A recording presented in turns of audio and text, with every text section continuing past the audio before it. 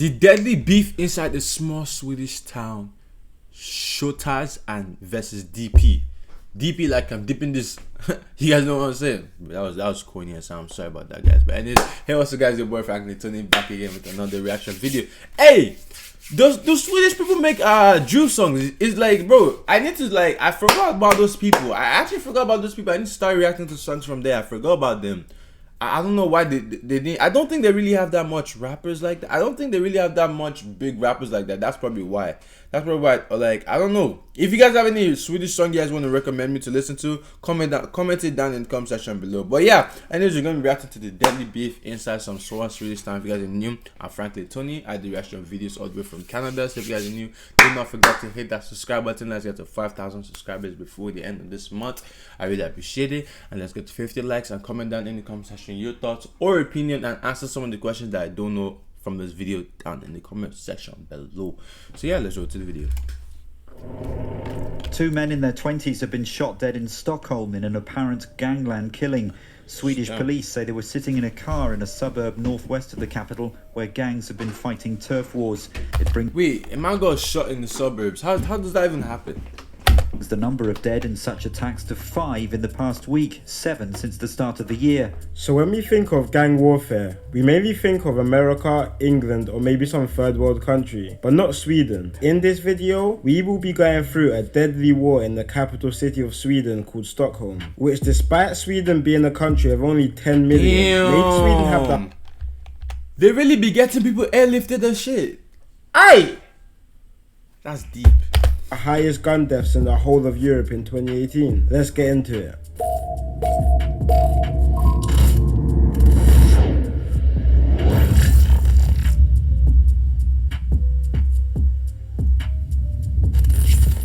Okay, so like I said before, we are going inside the capital city of Sweden called Stockholm. More specifically, a small town inside Stockholm called Rinkeby, home of two of the most ruthless gangs in the country. Now, Sweden for quite a few decades now has had quite an open and relaxed policy towards asylum-seeking refugees. The country was quite notorious for letting residents of war-torn countries like Syria and Somalia claim asylum inside their country. And when refugees But man said claim asylum, I'm dead. Like Syria and Somalia claim asylum inside their That said asylum, I'm dead. Country. And when refugees would come in, there were a few towns normally they would be sent to. One of these towns being Rinkeby. In fact, Sweden actually has the highest asylum immigration per capita in the whole of Europe. But despite Swedish open door policies, a lot of the Swedish people wasn't as accepting to the new arrivals. And far-right protests didn't make integration the easiest. Now Rinkeby is home to a massive Somali population who were escaping violent conflicts in their home country. But a lot of Somali people who moved to Rinkeby were struggling, and high unemployment rates and hard living was a common theme with the Somali immigrants who just moved in. So the kids of these immigrants had to get it in another way. Bro, them Somali people, bro, those guys are scary. Those guys are scary. The other way, mainly being drug dealing and robberies. But on the 22nd of July 2015, a robbery gone wrong led to one of the worst bouts of violence Europe has ever seen. 4 Somali boys from Rinkeby planned and executed a robbery on a currency exchange in a city called Tabi. They ran off with around $200,000 and the robbery was 200,000. Bro, this guy's actually brought a whole saw to open tail. These guys are really talk of the town, but not everybody was happy about this. The robbers who executed this left out a couple younger members from the robbery, despite the younger members being part of the planning for it. The reason why the younger members were missed out was due to a previous robbery where one of them let off an unnecessary shot, so they were seen as a liability. The same day, the youngest started demanding money from the robbery, but they were getting shut down. The person who was thought to be behind the robbery was a 19-year-old called Izzy. Hours after the robbery, he was shot dead. In the feud. The next day,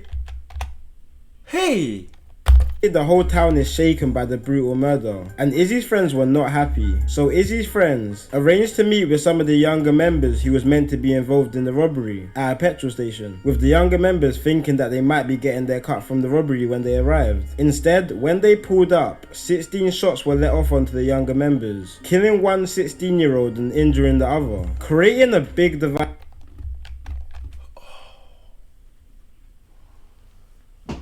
How are you killing your own member, bro?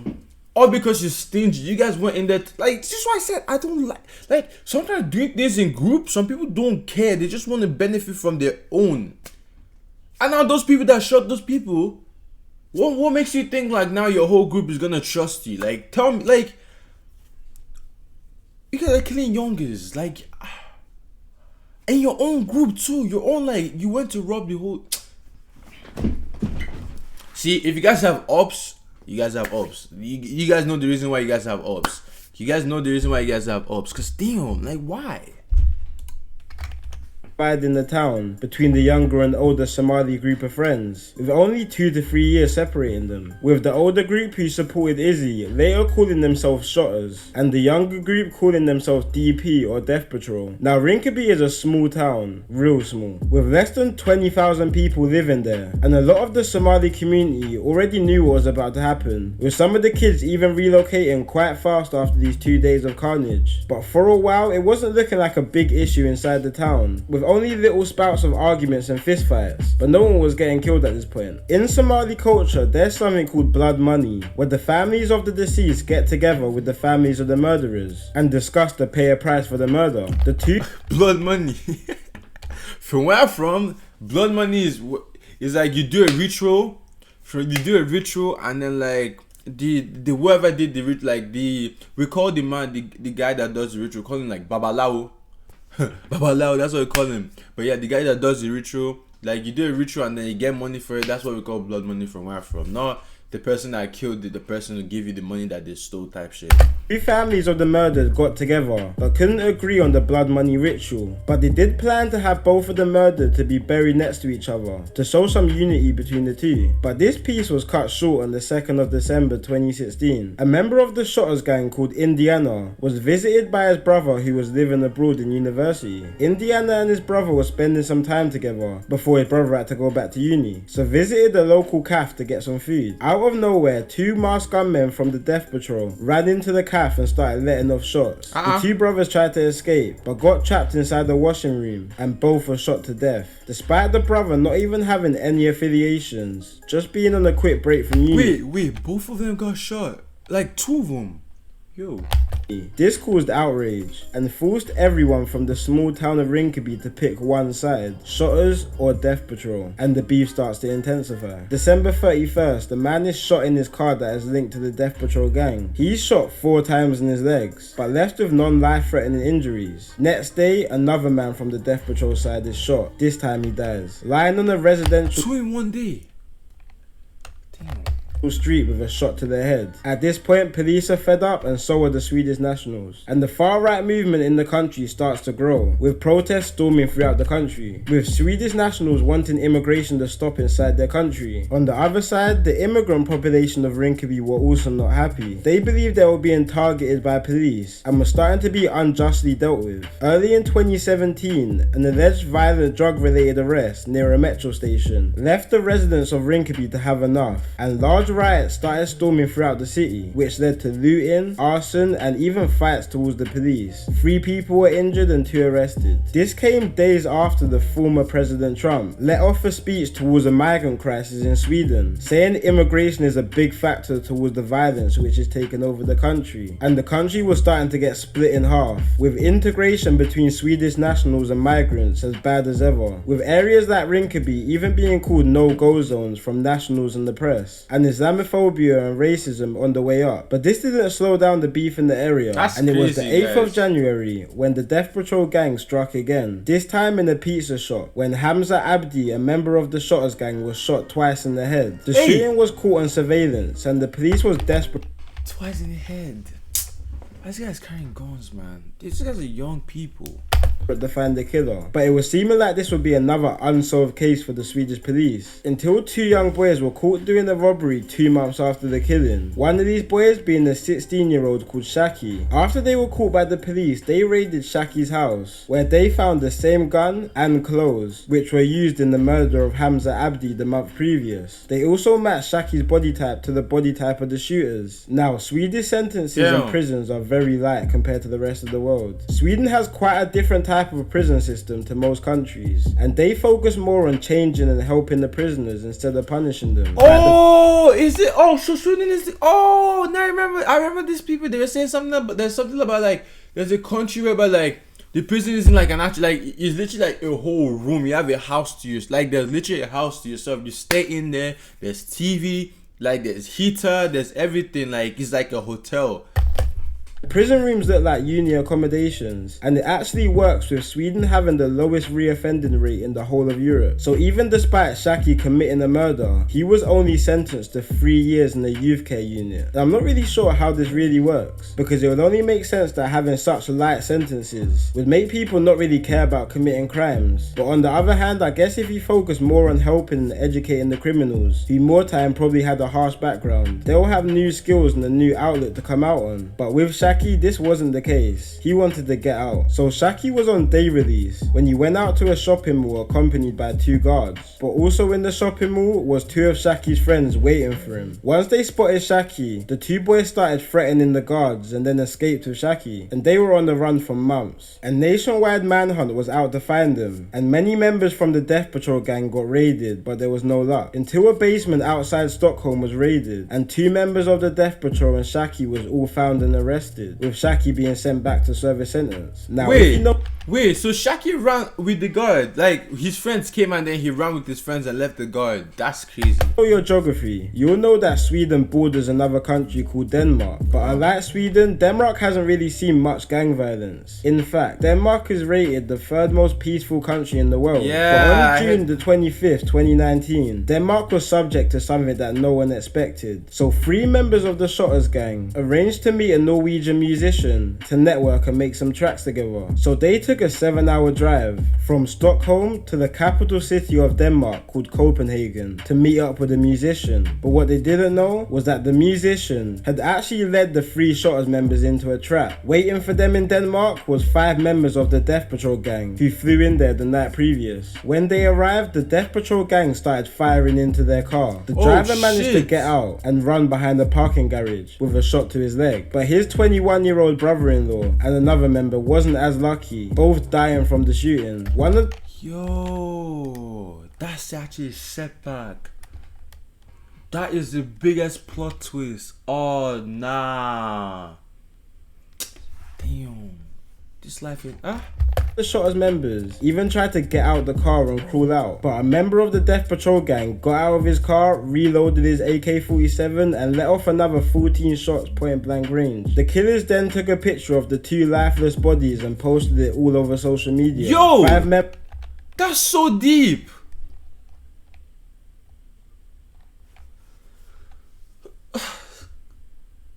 Oh my god. Must they reloaded the AK-47?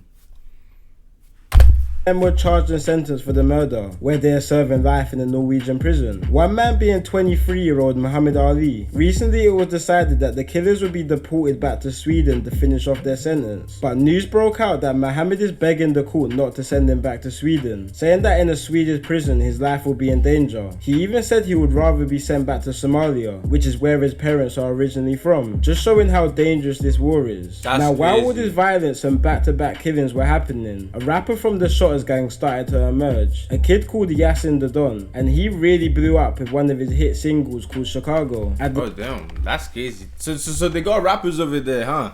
I'll do my research. At the same time, there was another Swedish rapper running up on the scene. A kid called Einar from the other side of Stockholm, who was blowing up on the Swedish charts, getting the most streams on Spotify in Sweden in 2019. But around the same time, Einar was still knees deep in the streets, being affiliated with a gang called the Vårbynätverket. Now Yasin and Einar actually used to be cool, until Einar got into an argument with an affiliate of Yasin's gang, another big rapper in the city called Haval. After the argument, Yasin, Haval and Einar would make slight disses towards each other, until Haval invited Einar to an apartment to squash the beef. When Einar pulled up to the apartment, Haval and others kidnapped him, tying him up and nah. Bro, he just wanted to make peace. Man kidnapped him. Holding him hostage in an apartment. During the kidnap, Haval stole his watch, his chains, and held him for £100,000 ransom. The gang even forced Einar to wear female underwear and took numerous pictures of him in embarrassing positions. Haval and his gang threatened that if Einar didn't pay the ransom money, that they would release the pictures. But 100,000. Yo. Bro, this guy's gang will be fuming that they had to pay 100 racks to free their. Bro, wallah, they get, like, I'm pretty sure they gotta get back. There's no way they didn't get. Yo, that's deep, man. He refused to pay, so the pictures were posted all over social media. Oh, he didn't pay. At the same time, Swedish police were starting to crack down heavy on Stockholm gangs. And once the pictures got released, they wanted to make examples out of Yasin and Haval. Same time, Swedish police were working with other countries on a crackdown of an encrypted network called encrochat, which was a network where normally criminals would discuss illegal activities on an untraceable server, until the server was hacked by international authorities in 2020. During That's crazy. this hack, Swedish authorities managed to track messages sent by Yasin on the plot to kidnap the rival rapper Einar. Yasin originally plotted to lure Einar to a recording studio where they would have captured him, but Haval beat him to it. Both Yasin and Haval were both arrested for the kidnapping, with Yasin sentenced to 10 months and Haval sentenced to 2 years. But the court wasn't happy and wanted longer sentences. But to do this, they needed Einar to testify against them at court. Several months later, Havel's little brother is shot and killed, and Einar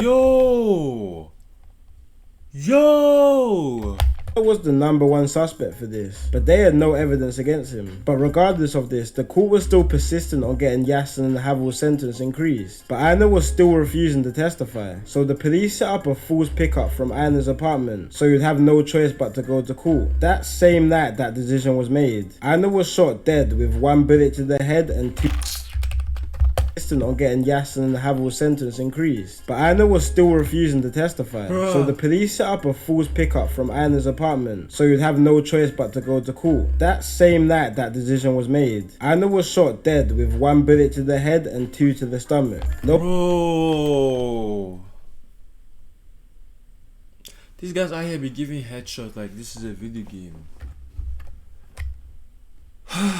No one knows the exact motive for the killing, but generally people think that it's because Einar was about to testify on the kidnapping. The shooters released videos on Snapchat just before the murder, with masks and the same Glock that was used for the murder. After the shooting, the killers released another video playing one of Einar's songs in the background, with the caption 1-0, but still no one's been charged for the rapper's death. Yasin has since been released from prison for the kidnapping, but the feds still have him under investigation and could possibly re-arrest him for more serious charges to do with the kidnapping. He's also still a potential suspect for a murder on one of his own gang members that took place on New Year's Eve 2019. What? A 20-year-old Shottaz member called Vincent was shot dead in the back of a car in the early hours on New Year's Eve. In the car was 4 other Shottaz members. Bro, these guys be shooting people while they're in the car, catching them lacking and stuff. How did you remember? Including Yasin. In the hours before, Snapchat footage shows Yasin and Vincent eating at a restaurant just moments before the murder. There was even footage of other members in the car giving Vincent a present. Police believe this was all recorded to try and cover up the Shottaz members' motives for the killing. Straight after the murder, Yasin booked the first morning flight to London, but was arrested shortly after. Evidence shows that the shot was fired inside the car, and once they detained Yasin, they also found gunpowder particles on his clothes. Police say a possible motive for the murder was that Vincent had been getting closer with another gang in the area, but for now, Yasin and other members have all been released due to lack of evidence. Anyway guys, I hope this gives everyone a bit of insight into what is going on in Sweden. I'll probably start doing more videos covering different countries, so drop in the comments what you want me to cover next. It's been your boy Kid Nerd, and peace out. That is crazy. Sweden. They said they got beef with the Malis. You can't beef all to my doggies. I'll charge a doggy. Damn. Sweden, I didn't know these guys were actually on that timing. I didn't know these guys were really about that life. That's mad. That's mental. Damn.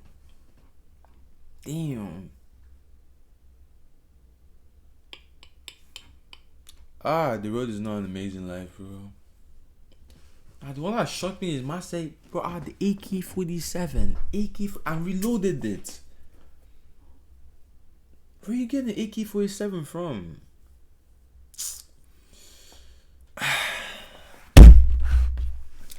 Anyways, guys, it's been your boy Franklin Tony again with another reaction video. Hit that subscribe button. Thank you for watching. Like the video. Let's get to 50 likes on this video. I don't even know what to say. There's not much I can even say. Hit the subscribe button. Let's get to 50 likes. Subscribe to my channel. Let's get to 5,000 subscribers before the end of this month. And if you guys want to see me do more reaction videos like this of other countries, let me know down in the comment section below. And I'll see you guys next time. Peace out. Damn.